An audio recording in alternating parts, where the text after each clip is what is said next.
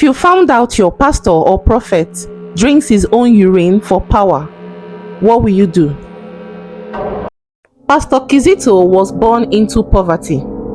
His early years were a battle for survival. In his 20s, while his peers were settling down and starting families, Pastor Kizito found himself unable to marry. How could he, when he could barely afford to feed himself?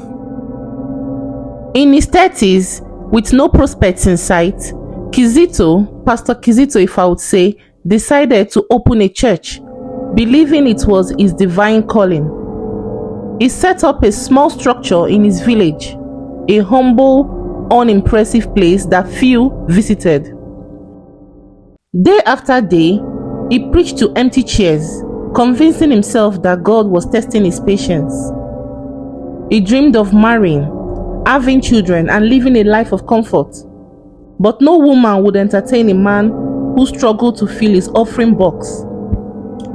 Years passed, and then he married a modest woman, Clara, who shared his dreams of a better future. She was devoted and supportive, even when Kizito struggled to provide.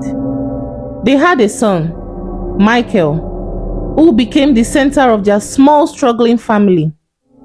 But even with his wife and child, Kizito felt like a failure. Then, one day, he decided to embark on a journey, a diabolical one, but told his wife he was embarking on a prayers and fasting mission. And after 3 days, he came back claiming to have a special gift from God. Then, that night, before church the next day, Pastor Kizito drank his own urine. At first, it repulsed him, but something strange happened. He felt a surge of confidence and clarity. That Sunday, when a small group of 5 people came to his church, Pastor Kizito astonished them by revealing personal details about their lives, details no one could have known. Word spread quickly. The man who once preached to empty chairs was now a sensation.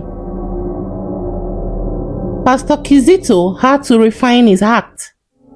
How would he drink his own urine in the presence of his congregation? As they grew, he decided he was going to claim it was a tea he used in detoxing his body for good health. With each passing week, more people flocked to his church, desperate for healing, wealth, and protection. Many were skeptical at first, but his prophecies seemed accurate. He would call out details of people's lives, names, sicknesses, hidden sins, and unspoken desires. Those who came to test him often left in awe. Words kept spreading, and soon his church grew from a modest 10 members to thousands. People flocked from far and wide, desperate for miracles, and Pastor Kizito delivered. The congregation grew increasingly dependent on Pastor Kizito. He told them what they wanted to hear: that their neighbors were jealous of them, that their sicknesses were caused by hidden enemies, and that only his prayers could deliver them. People trusted in Pastor Kizito more than God himself. He would touch the sick and they claimed to feel better. He would promise wealth, and sometimes people found unexpected money. Every success was credited to his divine powers. Pastor Kizito was very protective of his urine, or should I say, his detox tea, because that was what he made his wife and his congregation to believe. He carried it everywhere in a small golden cup and never let anyone touch it. The more Pastor Kizito drank his urine, the sharper his so-called visions became. Clara, his wife, grew very uneasy. She noticed the change in her husband, the way he guarded his golden cup, how he became more secretive, and the strange smell that sometimes clung to him. When she confronted him, he dismissed her, saying, "Woman, do not question what God has blessed." By the time Michael, their son, was 5 years old, the church had grown to thousands. Pastor Kizito dressed in more tailored suits, drove flashy cars, and built a sprawling house. Clara, though uneasy, stayed by his side, torn between loyalty and fear. One fateful Sunday, Pastor Kizito was kneeling at his altar, praying intensely. His young son, Michael, wandered into the sanctuary, thirsty and curious. He grabbed the cup and gulped it down. As he was drinking, Clara, who was sitting at the front seat, was the first to see him. She screamed. Her scream pierced the air. And then Kizito turned back and saw Michael drinking from the cup. He quickly ran towards him to retrieve the cup, but it was already too late. Suddenly, flames appeared on Pastor Kizito's head. Actual fire. The congregation were shook.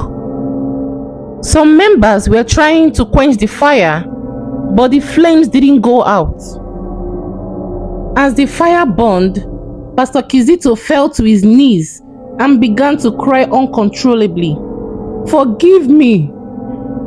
I am not a man of God. I am a liar, a fraud. Deceit. It is my own urine. I deceived you all." Clara, his wife, fell to her knees, sobbing. "Why, Kizito? Why did you do this?" The congregation stood in stunned silence. Some wept, realizing they had put their faith in a man rather than in God. Others were furious, feeling betrayed and humiliated. As the fire kept burning and Pastor Kizito continued to confess, strange things started happening again. Those he had healed began to feel their old pains again. A man who claimed to have been cured of blindness began stumbling. His sight was fading again. A woman who has been blessed with sudden wealth discovered her bank account had mysteriously emptied. A woman also who was supposedly cured of cancer collapsed, clutching her stomach in pain. One by one, the congregation began to see the truth. Nothing Pastor Kizito did was real. They had been blinded by their desperation for miracles. As the fire consumed him, Pastor Kizito uttered his final words. "Beware of those who claim to speak for God, but point to themselves. I was blinded by greed and pride, and now I pay the price." The fire finally died down, leaving nothing but ashes where Pastor Kizito had stood. The congregation, shaking to their core, slowly returned to their old lives, poorer, sicker, but wiser. Clara, burdened by shame and sorrow, moved away with Michael, determined to give him a better future. But the memory of Pastor Kizito lingered. The golden cup from which he drank his urine, retrieved from the ashes, was buried deep in the earth, never to be seen again. Or so they hoped.